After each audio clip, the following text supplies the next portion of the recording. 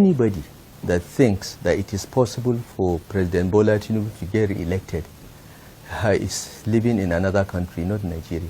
It is impossible for Bola Tinubu to get re-elected. I don't see a pathway for him, no matter how disorganized the opposition is. Who will vote for him?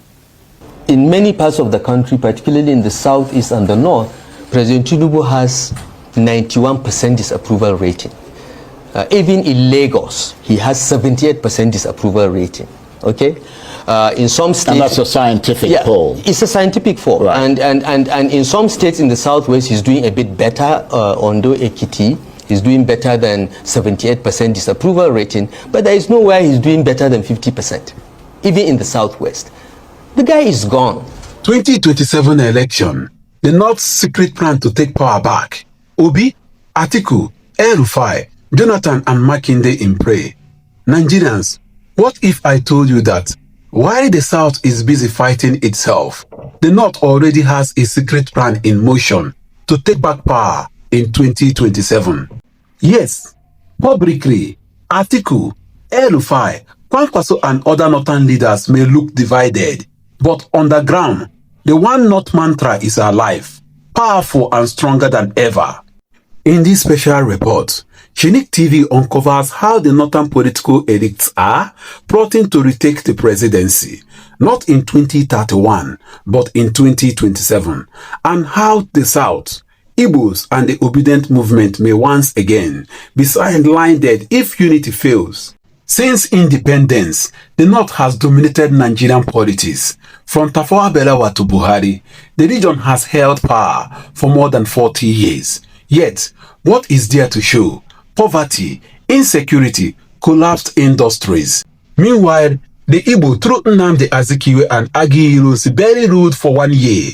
They suffered the most in the 1967 Civil War. Yet today, Igbos are thriving in business, commerce and education, far better than many other regions.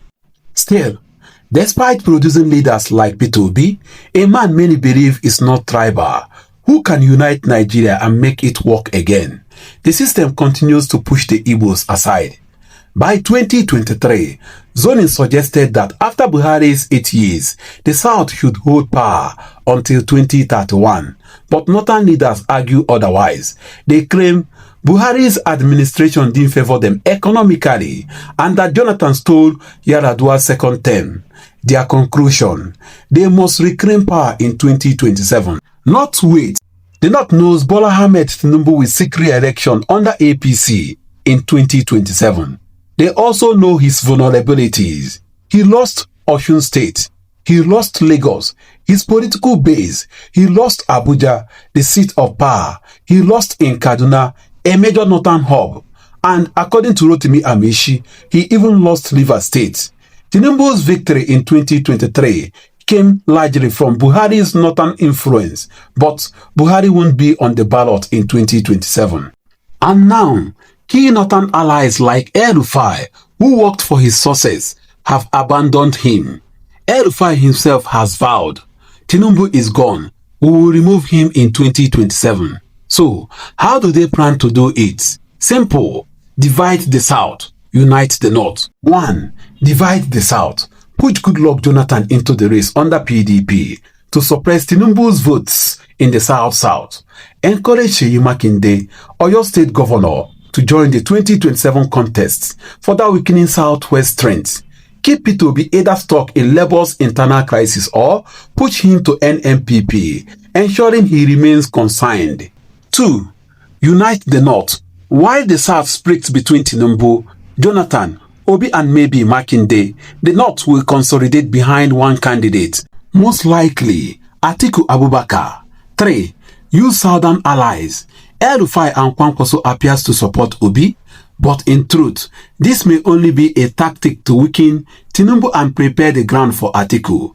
Atiku Abubakar, at 81 in 2027, he still believes it's his divine right to rule Nigeria.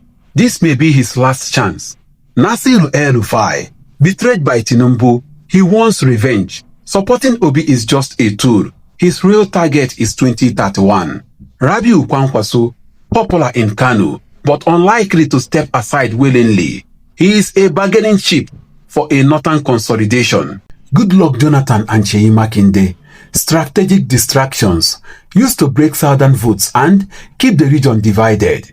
They may look divided on the surface, but when the time comes, the North has always closed ranks behind one North. And then, there is Peter Obi, the people's candidate, the face of the Obidient Movement. His manifesto has consistently shown vision, turning the North's vast arable land into wealth, revamping industries, and creating jobs. Ironically, the North would benefit the most from Obi's presidency. But here is the paradox. The same North that could gain the most refuses to support him, clinging instead to the belief that they are born to rule. So the question, will Obi be cornered into becoming Atiku's running mate? And if he does, will the Obidient Movement accept him or abandon him for selling out? If he refuses, he risks being sidelined. If he accepts, he risks losing credibility. Either way, the North may win. The stage is set. Tinubu seeking re-election, but weaker and isolated. Jonathan pushed forward to suppress Tinubu's southern base. Makinde, a fresh Yoruba name to divide the South further. Obi, cornered between crisis and compromise. Atiku, waiting patiently for northern consolidation. At the end of the day, if the South cannot unite behind a single candidate, the North will march into Aso Rock once again in 2027. Nigerians, the truth is this. The North may act divided in public, but on the ground, the One North agenda is alive. If the South fails to unite, Tinubu may fall, Obi may be cornered, and Atiku Abubakar, backed by a united Northern Front, may finally take the crown. But what about Obi and the millions of Obedients? Will they stand firm as the people's choice, or will they become another pawn in Nigeria's dangerous chess game? Tell us in the comments, should Obi stand alone, or should he join Atiku, even if it means being a vice president? We